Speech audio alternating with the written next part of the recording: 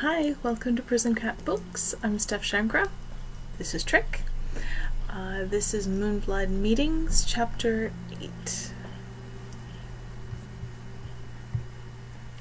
Being able to hike all day, without tiring or needing a drink or a break, was certainly new and interesting.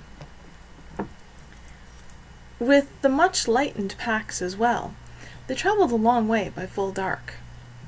Tyrel wondered at first why Kieran had chosen to be an amarog all day, but he soon realized that on 4 feet, Kieran was trotting along effortlessly, completely unhindered by uneven ground or underbrush. Darkness was no hindrance either. Colors shifted, tinted more and more noticeably with pale yellow, but there was no loss of detail at all.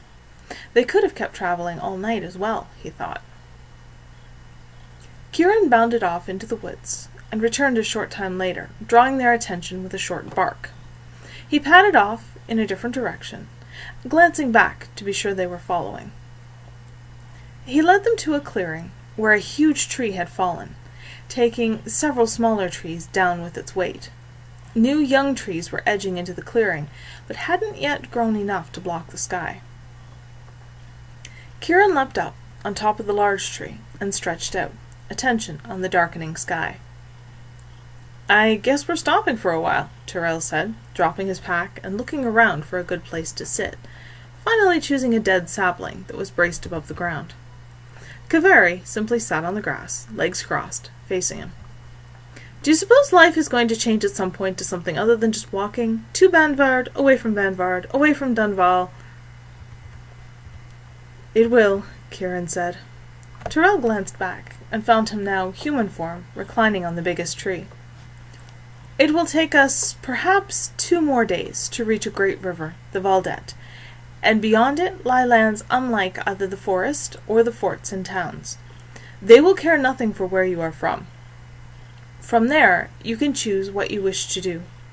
You have time before you to learn any skills you choose, try any life you would like to experience. Crafter, farmer, thief, hunter, even priest.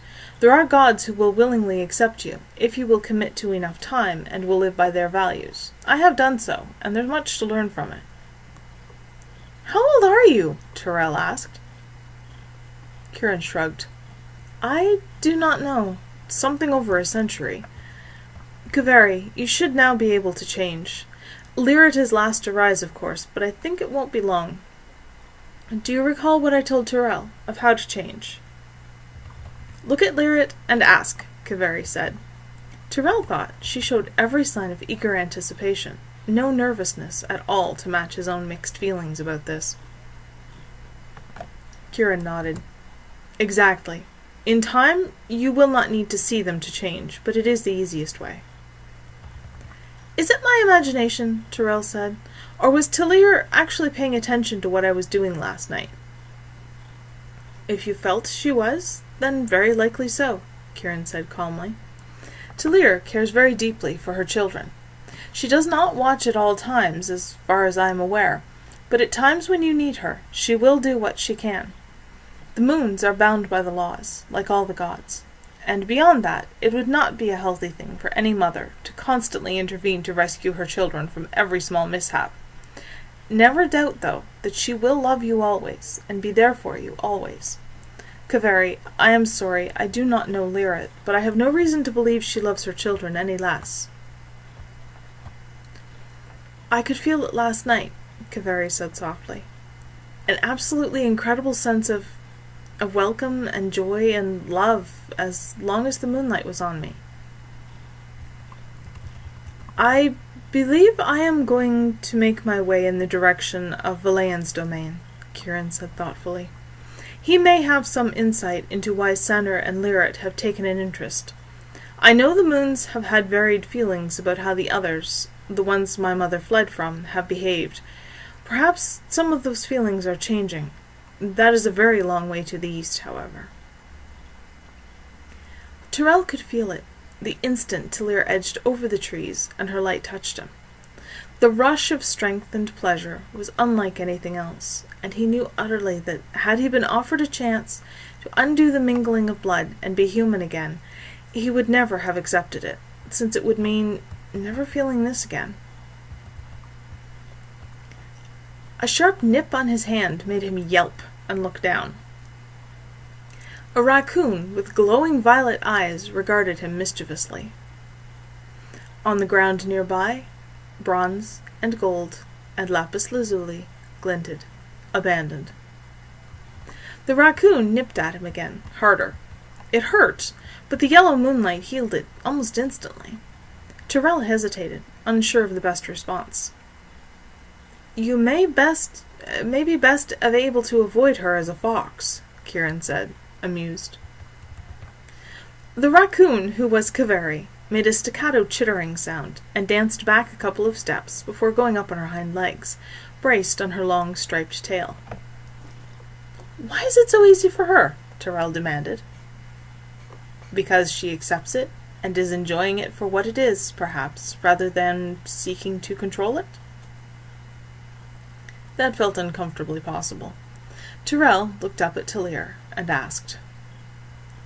It was disconcerting all over again to be facing a raccoon who was in fact probably his equal in mass, though much lower to the ground and wider. She hopped excitedly in place, stiff-legged, and scurried off, short legs pumping with surprising speed.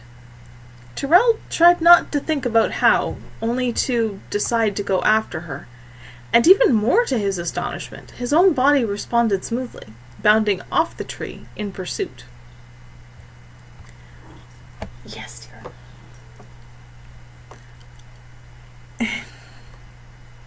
You made me lose my place.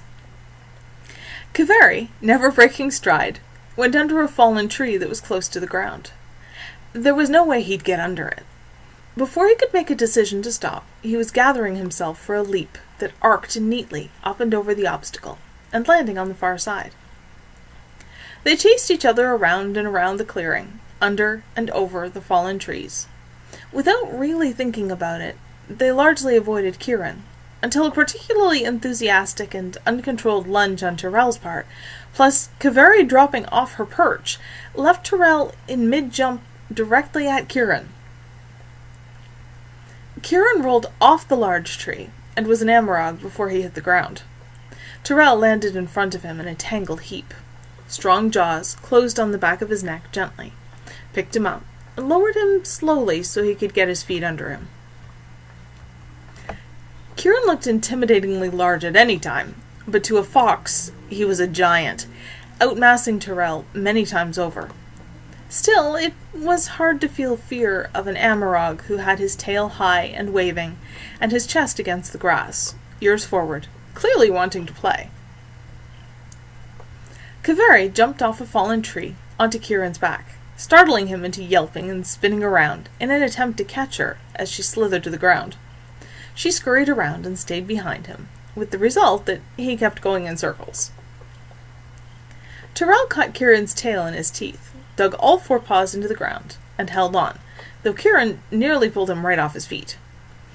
Kaveri halted and went up on her back feet to seize a double handful of dense, silver-tipped black fur on either side of Kieran's face, licked his nose with a quick pink tongue, and scampered off. They played, heedless of minor injuries that always healed immediately, tireless in the life-giving light of the moons, and paying no attention at all to the time. Before they knew it, the moons had set, and there would be no returning to 2 feet. Tyrel sat next to the packs, wondering what they were going to do. Stay here for the day? He didn't want to leave everything behind. Kieran padded over, tilted his head to one side thoughtfully. When Kaveri joined them, he nudged her gently, then grabbed the straps of one pack in his teeth and flipped it up onto his back. He moved a few steps, making it very clear that it was negligible weight, then brought it back. With one paw, he pinned it to the ground, nudged the covering flap out of the way to expose the buckles, and looked expectantly at Kaveri. Small, clever raccoon paws unfastened the buckles of that pack. With a bit of trial and effort, they got most of it put together in a single pack. They had to leave the rest of the food behind in order to do it, though. Kieran slung it into place on his back, shook himself to settle it securely, and looked at them. A fox, Tyrel discovered, could dart through forest cover far more easily than he ever expected.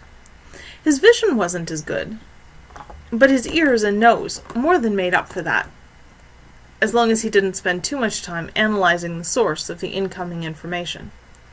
Any attempt to do so fractured it into an incomprehensible jumble of smells and sounds. It was, he decided, fun. He couldn't remember the last time he had done anything that was purely untainted fun. He just wished he had Madoc beside him to share it. Sometime after dark, Kieran stopped, let the pack fall, and changed. "We've made very good time. If we continue through the night, we will reach the river before sunrise, and once we cross that, I think you can trust that your past will no longer follow you. Shall we go on?" Kaveri stood up on her hind legs, chittered, and nodded emphatically. Tyrel echoed the nod. This business of constantly travelling with no goal beyond getting away, while it had enjoyable aspects, needed to end. He needed some kind of foundation to his life again. "All right," Kieran said, and they got back on the move again.